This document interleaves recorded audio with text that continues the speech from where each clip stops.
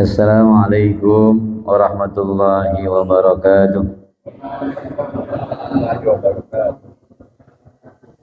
Alhamdulillah wassalatu wassalamu ala Rasulillah Muhammad ibn Abdillah la hawla la quwwata illa billah. Rabbi shrah li sadri wa yassir li amri wahlul 'uqdatam min lisani yafqahu qawli. Rabbana zidna ilman warzuqna fahman. Allahumma la sahla illa ma ja'altahu sahla. Amin ya rabbal alamin. Para asatidz dan pengurus Masjid Nurul Jannah, Bapak Ibu yang Allah muliakan, jelas suara saya? Ibu jelas Ibu? Alhamdulillah. Izin Allah Subhanahu wa taala yang Maha Rahman Rahim memberi kita kenikmatan pada pagi hari ini, nikmat iman, Islam, ihsan, kesehatan, panjang umur, cuaca cerah, ada waktu, kita ucapin alhamdulillah. Alhamdulillah. Salawat dan salam tercurahkan kepada Nabi Muhammad sallallahu alaihi wasallam, keluarganya, sahabat, dan insyaallah kita selalu mengikutnya hingga akhir zaman. Bagi jamaah yang belum niat itikaf, sama-sama kita lafadzkan bismillahirrahmanirrahim. Nawaitu an a'takifa fi hadzal masjidi sunnatan lillahi ta'ala. Di hati aku niat itikaf di masjid ini sunnah karena Allah Ta'ala. Ya, sambil senderan udah dapat amal itikaf. Amin ya rabbal alamin. Ya. Baik, momentum yang baik ini, ikan sepat, ikan gabus, semakin cepat semakin bagus. Ya, alhamdulillah. Sekarang subuhnya memang masih agak maju ya. Jadi mungkin masih pada ya. Iya, alhamdulillah. Kita masuk bagian orang-orang yang dipilih untuk bisa istiqamah menjalankan fardu-fardu Allah dan sunnah Rasulullah sallallahu alaihi wasallam. Bapak Ibu yang mulia, pada hari ini saya ingin berbagi motivasi saja, membagi spirit tentang bagaimana kita bisa mengajarkan, memantulkan, ya, mewarnai anak-anak cucu mantu kita untuk bisa salat 5 waktu. Nah, gitu ya. Jadi apa saja nih? Ya, mungkin dulu kita sama-sama tahu dah, ya, TST. Tahu sama tahu, mungkin dulu orang tua kita mungkin karena sibuk bekerja, ya. Karena mungkin nggak kayak sekarang ngaji gampang, dulu susah, ya. Sehingga kita mungkin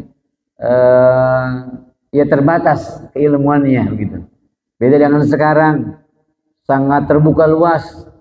Anak kita pun bisa langsung searching apa yang kita mau, yang kita minta, tinggal searching ke internet. Yang penting syarat ketentuan berlaku, ada kuotanya, ada paketannya. Kalau nggak ada, nggak bisa dibuka. Ya, tentu ini menjadi hal penting supaya kita pun tidak ketinggalan dalam menyampaikan spirit kepada pihak keluarga, biar ini mau ke masjid. Begitu kira-kira ya. Ya, karena masjid ini luar biasa, megah. Yang gampang itu, yang susah itu kadang-kadang memeliharanya, ya, menjaga dan merawatnya, termasuk dalam mensiarkannya. Baik, apa nih? Yang pertama ada kisah yang mungkin bisa kita pantulkan kepada pihak keluarga biar mau sholat di masjid. Dikisahkan ada seorang sahabat Nabi yang bernama Sya'ban namanya. Beliau ini biasa salat subuh di masjid, dan beliau ini mengambil posisi di pojokan, ya, pojokan atau pojok kiri lah, begitu kira-kira. Alasannya tak lain tak bukan supaya tidak mengganggu orang lain. Kalau di pojokan enak kan, nggak dilangkai orang gitu gambarnya. Yang belum harus pojokan atau pojok kiri, begitu gambarannya. Tentu karena dia membiasakan posisi di pojok, sehingga gampang dikenal oleh Rasulullah. Kalau kita kan yang mana baik, ya, lagi bagus, lebih awal di depan, ya, lagi kesiangan di belakang, gitu ya. Ini beliau istiqomah, ya, istiqomah. Apalagi subuh, masya Allah, tentu tidak mudah. Nah, mungkin kita bisa mengambil nih inspirasi ya. Jadi beliau ini nama Sya'ban, biasa sholat subuhnya di pojokan. masjid, harapannya tidak mengganggu orang yang lalu lalang, begitu ya. Tentu ini gampang dikenal. Singkat cerita, suatu ketika ini Rasulullah tidak melihat Sya'ban ini. Kok nggak ada pojokan nih? Pojok kiri nggak ada, pojok kanan nggak ada. Kemana nih orang nih gitu kira-kira ya? Tak nampak begitu, karena gampang dilihat karena dia pasti mengambil posisi di pojokan. Maka singkat cerita, subuh itu nggak kelihatan Sya'ban. Habis salat subuh Rasulullah sampaikan, wahai sahabatku, saya tidak melihat Sya'ban pagi ini. Ada nggak di antara kalian yang tahu kabar Sya'ban? Semuanya geleng kepala, nggak tahu ya Rasul. Dulu nggak ada HP, nggak bisa telepon, jadi nggak tahu. Ya, rumah-rumahnya pun jauh-jauh. Lalu yang kedua Rasul, oke, kalau nggak ada yang tahu, siapa yang tahu rumahnya Sya'ban? Maka dia sahabat ada yang ngacung tangan, saya Rasul. Ayo lagi itu kita sampai jalan-jalan lah. Pagi-pagi nih jogging, ya gitu. Kalau kita jogging ya pagi-pagi begitu. Pagi-pagi itu langsung Rasulullah jogging ya, datang silaturahim ke rumah Sya'ban karena pengen tahu kabarnya. Nggak bisa telepon, dulu nggak ada HP, ya begitu. Maka singkat cerita sampailah Rasulullah bersama sahabatnya di rumah Sya'ban. Maka Rasul dan sahabatnya uluk salam, assalamualaikum, waalaikumsalam, begitu kira-kira. Ini yang jawab perempuan, istrinya. Coba saya assalamualaikum, yang jawab perempuan ya. Assalamualaikum. Ibu-ibu jawab. Karena ini yang jawab perempuan, istrinya. Diulang. Assalamualaikum. Takut ibu-ibu mojok merem gitu. Kalau bapak kelihatan ini ya. Ibu nggak kelihatan, takutnya merem aja gitu. Sambil jadi yang jawab istrinya. Mana Sya'ban ini? Kok ibu yang jawab begitu kira-kira? Kata istrinya, oh ya Rasul, Sya'ban telah meninggal dunia kemarin. Oh, innalillahi wa inna ilaihi raji'un. Panas sekali masjid subuh ini. Oh, kami turut, kalau bahasa kita turut berduka cita begitu kira-kira ya. Semoga Allah ampuni dosa beliau menjadi ahli surga. Amin. Maka sebelum Rasulullah pamit dan sahabatnya, istri beliau mohon izin, ya Rasul, saya bertanya. Oh ya silakan. Ada 3 pertanyaan yang Sya'ban ucapkan ketika sebelum naza, sebelum sakaratul maut. Oh ya? Gitu kira-kira ya bahasa kitanya. Apa itu Bu? Yang pertama Sya'ban mengatakan andaikan masih jauh. Yang kedua Sya'ban mengatakan andaikan yang baru. Dan yang ketiga Sya'ban mengatakan andaikan semuanya. Pernah dengar kisah ini? Pernah kemarin. Udah ya? Iya. Nah, saya ulang lagi dikit ya. Harapannya supaya tambah semangat nih. Supaya kita bisa pantulkan kepada yang lain. Nah singkat cerita karena sudah tahu, Pak Haji masih ingat? Apa yang pertama? Andaikan masih jauh. Iya. Apa itu? Karena beliau kan jarak rumah dengan masjidnya jauh. Oh gitu ya. Ya andaikan masih jauh maksudnya ketika, maka Rasulullah tidak langsung menjawabnya. Tentu Rasulullah salat dulu, ngedoa sama Allah, apa gerangan yang maksud 3 itu, ya kan? Ya. Minta doa sama Allah, nanti Bu baik, mungkin gak sekarang jawabannya. Ya saya ngedoa sama Allah, minta petunjuk apa di antara hal ihwal 3 Anda itu, ya. Begitu gambarannya. Maka singkat cerita, andaikan masih jauh itu maksudnya ketiga, ada banyak macam riwayat ini ya. Ketika Sya'ban salat subuh di masjid, beliau bertemu dengan orang buta di pertengahan masjid. Ya tentu orang buta jalannya pelan-pelan. Maka beliau menuntun orang buta tersebut sampai ke dalam masjid. Maka ketika beliau nazar sakaratul maut, maka terbayang dan tergambar itu pahala Allah. Disampaikan kalau kita baca dalam surah Al-Waqi'ah, wa antum hina idzin tanzurun, maka tatkala nazar idza bahakum taqaddarakan, maka wa antum hina idzin tanzurun, maka kelihatan itu pahala dan dosa. Maka Allah bentangkan itu pahala Sya'ban ketika menuntun orang buta ke masjid, padahal nuntunnya udah pertengahan doang. Maka terbentang itu pahala begitu besar nuntun orang buta ke masjid. Itu di pertengahan jalan. Maka dia berucap, andaikan masih jauh.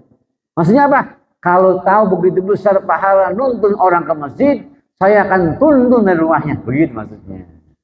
Ya, ini bisa menjadi spirit kita, spirit punya anak, begitu kira-kira susah banget nih ya ke masjid, begitu ya. Kita tuntun tuh, apa lo? Ya, bukan nyari orang buta, bukan ya. Kita tuntun anak kita, ayo, begitu kira-kira. Ajarin dia, apalagi laki-laki, begitu ya. Ayo ke masjid. Ntar Pak nyusul, ya kalau nyusul belakangan. Bisa jadi udah selesai, udah selesai, ya belum bangun ya. Ayo nak, tuntun tuh anak kita. Begitu kira-kira. Ajak tuh mungkin cucu kita. Apalagi yang sudah balik. Ayo nak, ini mumpung hari Ahad, hari Minggu. Begitu kira-kira. Syaban saja menuntun orang buta di pertengahan, begitu besar pahalanya. Apalagi dari jauh, begitu intinya. Nah, semangatnya itu yang menjadi buat kita ya. Yang kedua, andaikan yang baru. Jadi kalau kita pernah ke Madinah, itu pada posisi bulan biasa kalau malam hari itu pada subuh itu sangat dingin sekali. Dan biasanya orang Makkah itu kan pakai dua baju, gamis yang dalam dan juga bahasa pertama kedua werpak, semacam kayak jas kalau kita, ya supaya kehangatan kita. Kalau kita rompi dah atau jas begini kayak Pak Haji ya, nah gitu. Maka singkat cerita, tak kala dia keluar rumah untuk masjid harus subuh, tentu pakai jas atau rompi bahasa kitanya supaya tidak kedinginan. Maka di tengah jalan dia menemukan seorang kakek yang kedinginan begitu. Maka setelah kedinginan, maka diberikan mantel luarnya. Biasanya yang dalam itu yang bagus, yang luar kan kurang bagus ya begitu, yang bekas lah begitu, yang lama. Maka diberikan itu mantel luarnya, maka tak kala nazak terbentang begitu besar sedekah ngasih baju bekas. Sedekah ngasih baju bekas, sedekah ngasih mantel luarnya. Wa antum hina idzin tanzurun. Maka tak kala nazak, tak kala sakarat, Allah bentangkan pahala sedekah baju bekas. Maka ia berucap, andaikan yang baru. Kalau tahu begini, saya sedekah yang dalam nih baju gamis saya. Nah, itu maksudnya. Apa buat gini? Ayo biasakan tak kala ke masjid subuh sedekah yang terbaik. Sedekah yang terbaik yang kita miliki. Nah, sekali boleh. Mungkin tak kala tanggal muda ya, sedekah baju yang layak pakai. Mungkin kita di sini di rumah kita udah banyak tuh. Apalagi ibu-ibu ya yang ngajinya tiap hari full. Senin lain, ya Bu. Selasa lain ya. Dan itu biasanya kostumnya beda-beda, Pak. Ya, Bu. Kostumnya beda-beda, ya. Iya, kostumnya beda. Senin biru, Selasa kuning, Rebo merah, ya. Kamis hijau, ya. Jumat putih. Itu beda-beda, ya. Beda-beda. Karena ibu-ibu kalau nggak ngaji, kagak punya kostum. Ya. Kalau kita kan ngaji baju apa aja. Beda tuh. Nah, boleh sekali waktu, sebulan sekali. Masih bikin sedekah baju layak pakai. Kita berikan orang-orang yang memang butuh bantuan. Maka sedekah. Apalagi kita bisa ngasih baju baru. Lebih bagus. Hari memang bagus. Biasa tanggal 2 November itu hari guru. Hari guru. Ini guru-guru ngaji kita di sini. Gitu kira-kira. Ya. Jangan lebaran doang. Sarung. Ya. Besok tuh 25 November biasa hari guru. Ini yang ngajarin di kampung kita nih. Komplek kita nih. Ngajarin kita Iqra, yang ngajarin ya Quran, yang ngajarin selawat, yang ngajarin macam-macam, ya. Ini merbot yang bangunan kita sembahyang, ya enggak? Nah, kalau dia ada kita kesiangan mulu, begitu kira-kira ya. Guru kita yang doain kita, ayo besok tuh tanggal 2 November, ya. Sebelum tanggal 25 kita sama-sama tuh, ayo olehkan patungan, beliin pakaian, begitu kira. Yang terbaik buat guru kita biar layak bagus, ya enggak? Jangan guru kita peci dari atau itu aja, ya enggak? Nah, kita pakai tuh sebagai murid. Guru kita kayaknya belum punya sorbannya itu aja putih, kayaknya udah tai balangan. Iya, beliin tuh sorban, begitu kira-kira. Ibu ustazah sama ustazah kita bagaimana kita lihat? Waduh tasnya kayaknya itu udah copot atuh kancingnya, sletingnya, beliin yang baru. Tuh, tasnya begitu. Namanya kita ngamalin nih ya, supaya kita bagian orang yang andaikan yang baru. Jadi kalau nanti nazar, tak kalah sakarat, kita Allah bentangin pahala begitu besarnya sedekah pakaian, sedekah makanan, begitu ya nggak? Banyak bentuknya, bisa pakaian, bisa makanan, atau apa yang kita bisa. Nah, itu momentum subuh ya, makanya sedekah subuh itu luar biasa Pak. Sedekah subuh luar biasa. Jadi kalau tadi mungkin pakaian, tadi gitu momennya kan hari guru anak kita Bu, Pak, anak kita itu momentum hari guru, biasanya diperingati sekolah-sekolah pesantren memperingati tanggal 25 November ya. Diperingati tuh. Alhamdulillah kami di pesantren At-Tuha itu biasa hari guru kasih hadiah umroh buat guru. Iya, supaya mereka juga kita hargai semangatnya bantu kami di pesantren. Nah gitu, ini guru kita perlu hadiah umroh, foto ya. Cocok nggak Pak Haji? Cocok nggak? Nah gitu, iya. Jadi ini momentumnya begitu ya, ambil kisahnya global tapi bisa kita pantulkan dalam kehidupan nyata kita. Ya, tentu silakan. Bu, tuh guru anak kita yang di TPA, yang di sekolah, ya, lihat dong, itu ibu guru bagaimana? Kan kita tahu tuh ya, apa kira-kira, apa mungkin tasnya, ya, atau mungkin bajunya, kita beliin sebagai bentuk khidmat kita. Itu guru udah ngasih ilmu buat anak kita. Khidmat kita itu guru udah ngasih ilmu buat kita. Beliin tuh. Mungkin sarungnya ya, sorbannya begitu. Nah itu mudah-mudahan nanti menjadi tatkala nazar kita, Allah menangin pahala, memiliki pahala apa? Pernah ngasih sedekah pakaian terbaik buat orang-orang soleh. Amin ya rabbal alamin. Dan yang ketiga apa? Andaikan semuanya.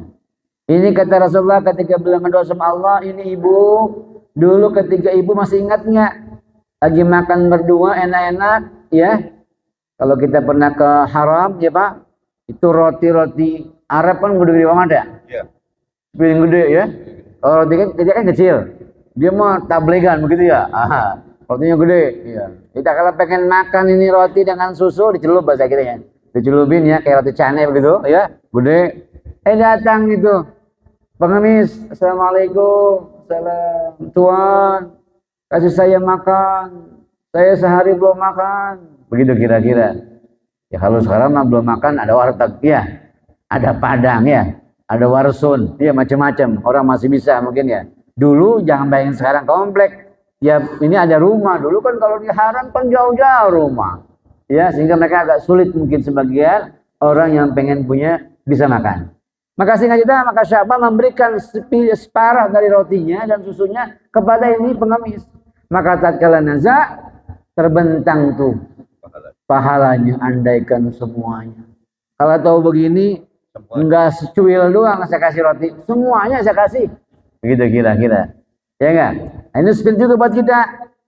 Kalau hari ini mungkin baru teh manis, ya kan ya. Mungkin minggu depan atau lusa ada bubur kacang hijau gitu kira-kira. Iya. Ada mungkin pisang goreng gitu ya. Iya begitu ya. Oh Ustaz belum buka pisang goreng. Jam 4 mah belum ada yang matang ya. Iya tentu kalau ngandelin tukang pisang goreng mungkin belum matang, jadi belum sholat subuh. Ya enggak? Mungkin kita inisiatif ya. Besok mau subuh nih dibagi tuh per RT misalnya, RT 1 minggu pertama ya, kira-kira begitu ya. Berapa orang nih minggu pertama ini bubur kacang hijau. Nah, ibu-ibu biasa masak tuh jam 3 sebelum subuh. Ya enggak? Bubur kacang hijau tuh ya. Minggu kedua RT 02 apa?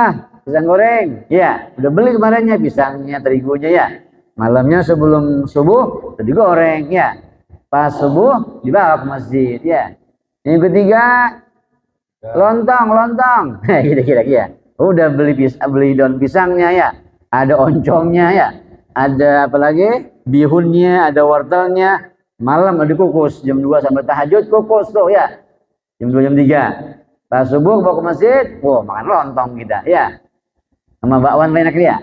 Ya begitu kira bakwan sama lontong. Asik tuh ya. Minggu keempat. Apa nih yang keempat? Apa kira? Nasi uduk. Wah iya nasi uduk. Nasi uduk dia, dannya sama jengkol, gitu ya. Jadi itu menjadi bagian sedekah kita ya. Iya, mau pas hari pengajian bagus orang berngaji ya sambil isyraq ya. Iya, jadi maka nanti tak kalah kita nazar, Allah bentangin pahala kita, pahala nasi uduk, masya Allah. Pahala bubur kacang hijau, alhamdulillah ya. Pahala pisang goreng ya, alhamdulillah. Pahala bakwan, pahala lontong begitu dan lainnya. Maka ini kita ambil begitu hikmahnya. Jadi mudah-mudahan ya tidak di masjid. Ustaz, kalau di masjid saya belum sanggup, kebanyakan misalnya kita bisa mungkin di hari Jumat, di hari anak kita sekolah, cucu kita sekolah, tanya tuh Bu sama anak kita. Nah, ya kalau ngasih lontong jangan satu, bawa dua nak. Ini satu kasih teman kamu yang yatim. Begitu bisa. Kalau ngasih minum susu kotak, nah bawa dua ya. Ini satu buat kamu, satu buat teman kamu yang mungkin tidak punya uang. Itu latihan, gak mesti yang besar di masjid. Di sekolah pun bisa. Ya begitu kira-kira. Ya. Nah, ini kamu bawa biskuit. Ya, bawa dua. Satu buat kamu nak, satu buat teman kamu yang yatim atau miskin. Nah, itu kan bisa tuh. Bagian amal soleh. Enggak mesti yang besar-besar. Kalau masih mungkin kebanyakan, tapi belum cukup duitnya ya. Tapi kalau dibagiin ramai kan cepat ya.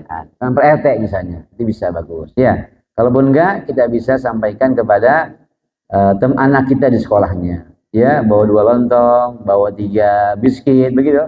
Bawa 3 pisang. Jadi insya Allah itu menjadi latihan sedekah kita. Insya Allah. Itu pertama kisah tentang bagaimana begitu besarnya pahala waktu subuh.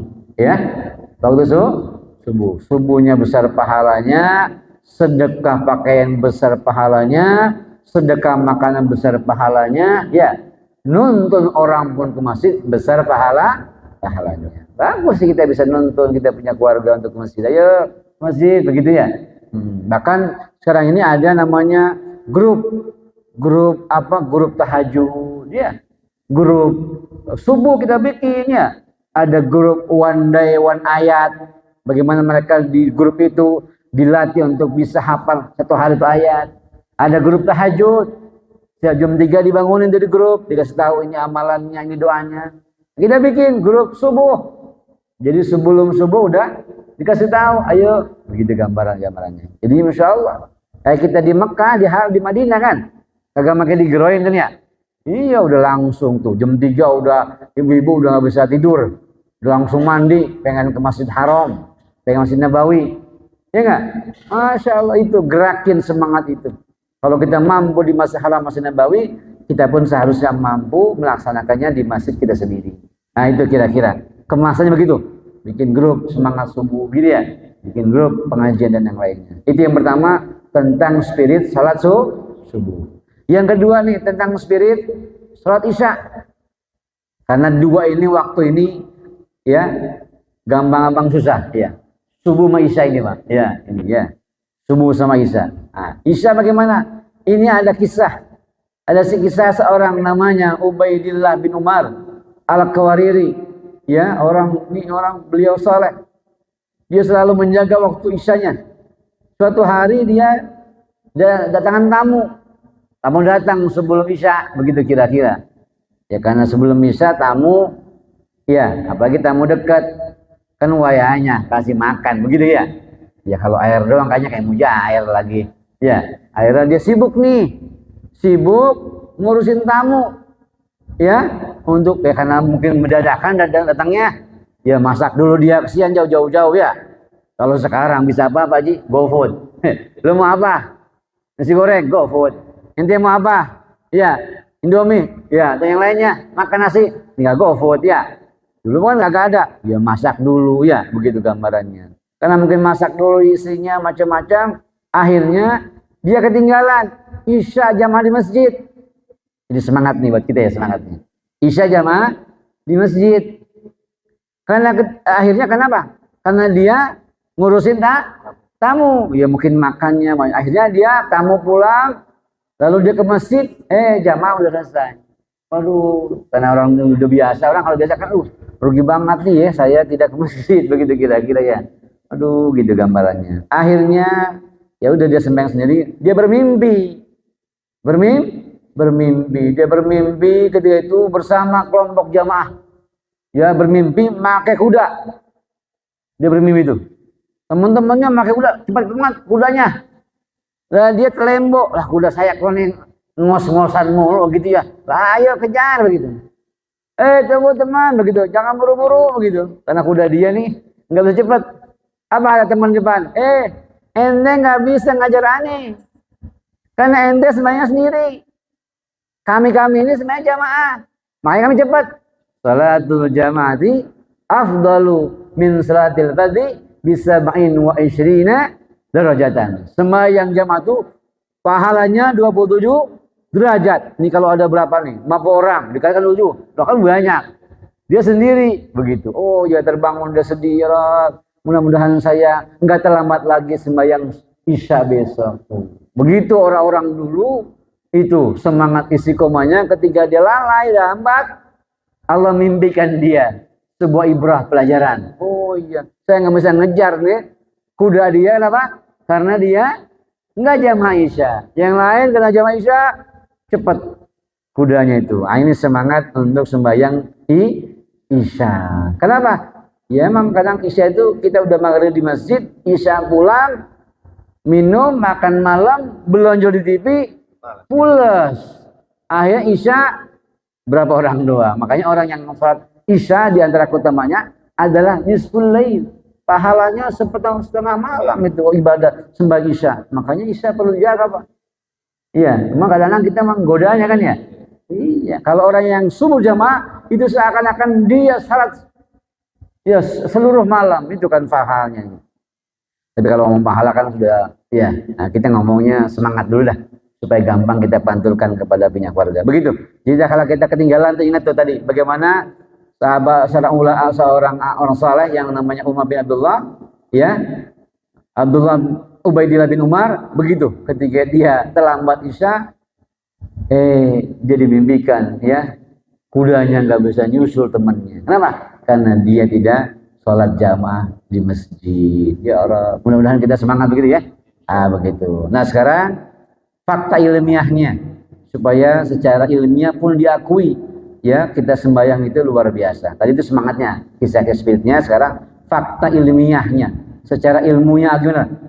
Nah kalau sholat subuh itu adalah spektrum warna biru muda. Ini kata ilmuwan nih ya. Jadi sesuai dengan frekuensi tiroid ya.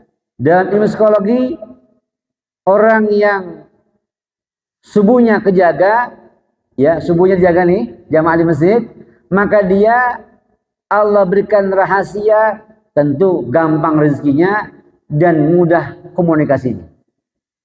Cakap-cakap aja Allah gampang itu. Karena itu pada posisi itu, ya frekuensi alam ini sedang apa? Ya tadi spektrum warna biru muda, dan itu cocok untuk rezeki dan komunikasi. Makanya kalau kita tidur pagi, rezeki dipatok ayam kata empong kita. Gitu ya.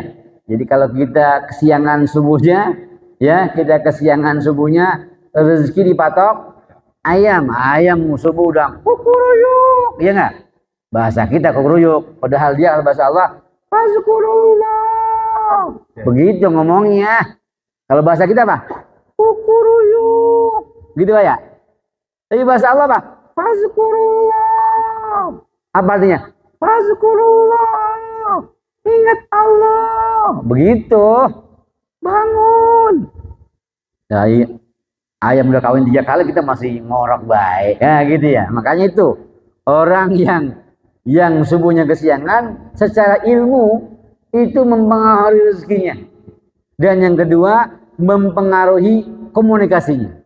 Begitu gambarnya. Jadi itu orang yang subuhnya kejaga, maka tentu Allah gampangin rezekinya, mudahkan juga komunikasinya, ya. Begitu. Termasuk di situ diantaranya adalah spektrum frekuensi tiroid. Jadi ada kelenjar gondok. Orang yang mungkin penyakit gondokan begitu, maka dia istiqomah subuhnya insya Allah hilang. Karena frekuensi itu dia ada. Jadi connecting bahasa kita, nyambung begitu ya. Itu sholat subuh, fakta ilmiahnya. Yang kedua, sholat zuhur. Habis zuhur. Zuhur itulah berpengaruh terhadap perut dan sistem pencernaan. Orang yang lambat zuhurnya maka berpengaruh terhadap lambungnya.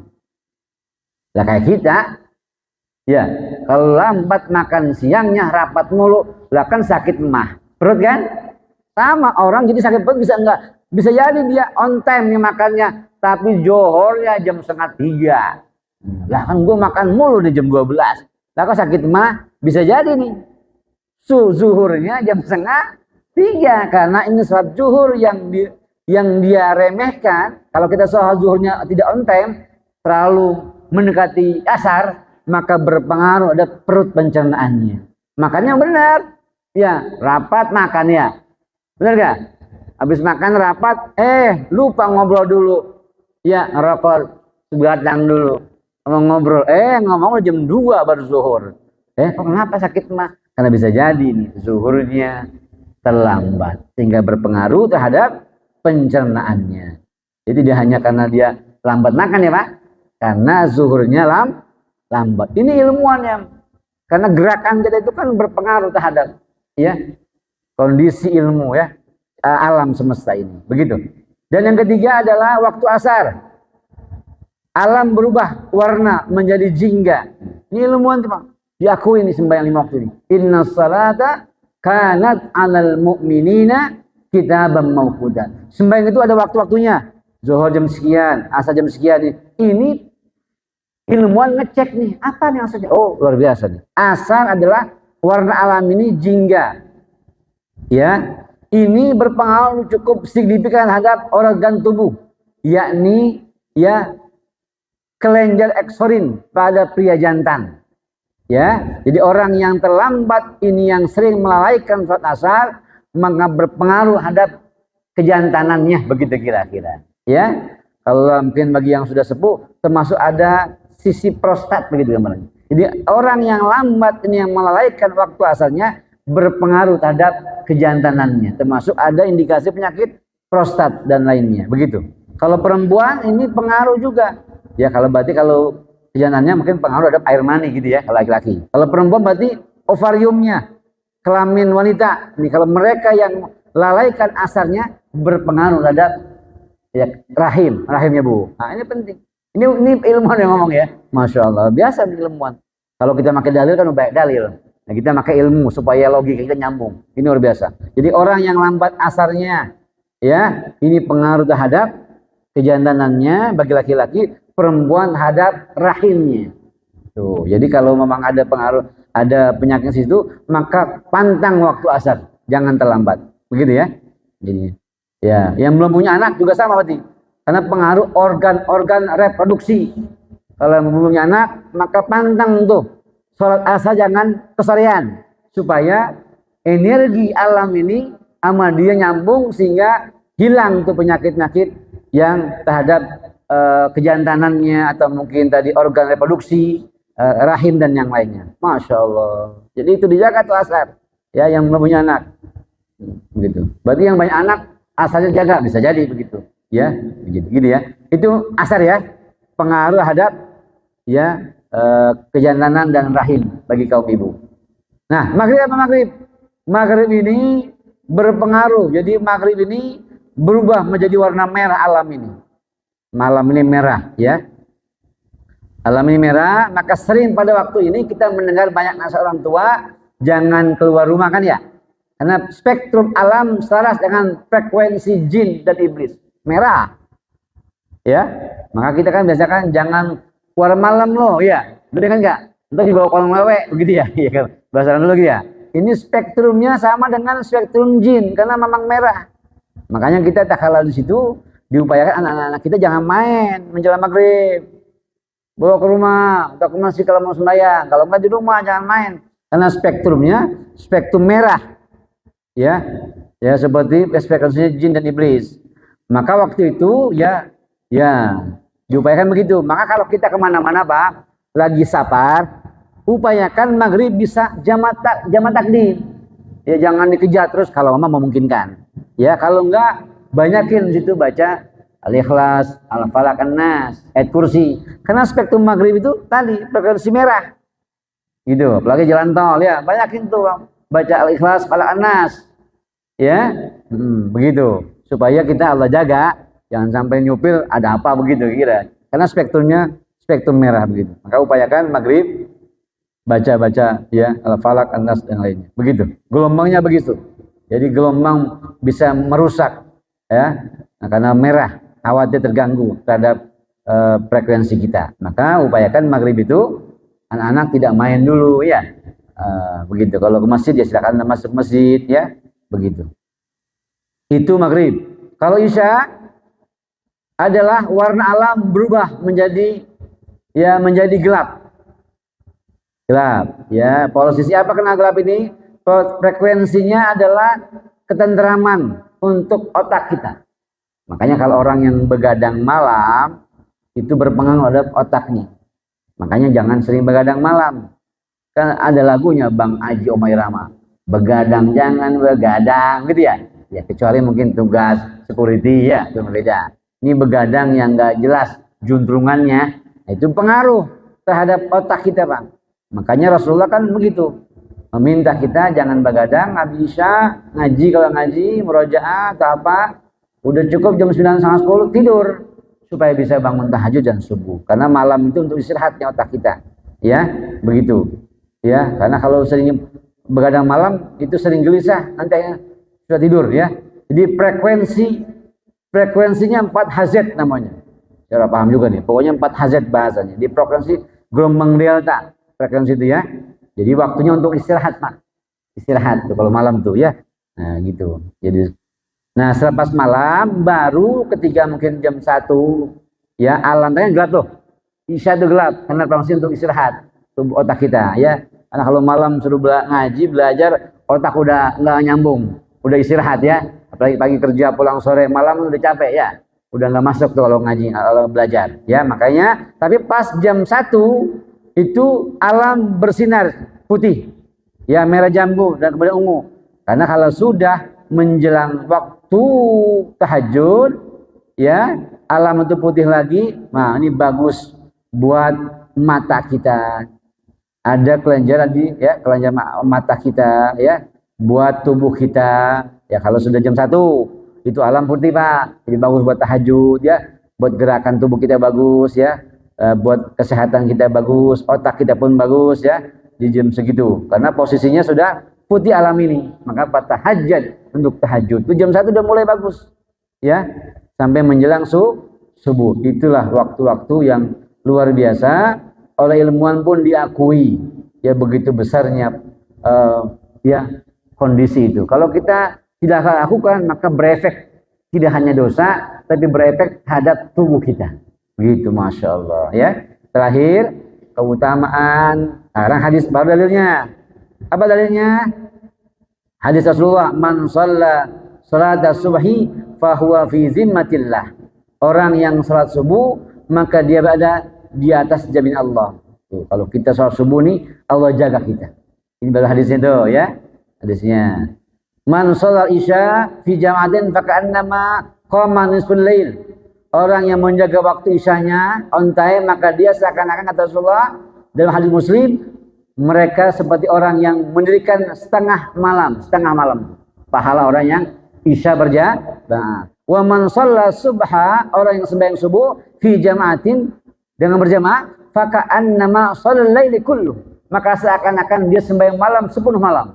Tuh kalau bicara pahala, ya terakhir pahala maya. Tadi ilmuwan nyambung, ya pahala begitu. Jadi Masya Allah itu pahala-pahala banyak. Nah, kalau maghrib, Allah tolong kita salat maghrib ya, banyak dalam hadis keterangannya. Ini banyak keterangan-keterangan salat maghrib itu Allah kasih kita kesehatan ya. Lalu salat zuhur Allah ampuni dosa-dosa kita ya. Ini keutamaan-utamannya di antara salat itu ya. Di antara salat zuhur juga Allah berikan kita cahaya dunia akhirat dalam pahala salat subuh. Kalau salat asar diantaranya adalah barang siapa meninggalkan asar, kalau meninggal asar maka setan telah merampas keluarga dan harta kita. Jadi seakan-akan kalau kita sembahyang asar enggak, maka setan gampang masuk ke rumah kita begitu. Nah itu diantara beberapa dalil terhadap keutamaan salat, terhadap kisah-kisah salat dan terhadap fakta ilmiah sholat. Mudah-mudahan sembahyang kita tidak hanya mengejar pahala Allah, tapi sudah klop dengan kondisi alam ini. Ya, kalau kita lalai, tidak hanya berdosa, tapi akan berpengaruh terhadap tubuh kita. Maka orang yang istiqomah sholatnya, selain tidak pahala, insya Allah sehat jasmani rohaninya. Amin ya rabbal alamin. Wallahu a'lam bishawab. Wassalamualaikum warahmatullahi wabarakatuh.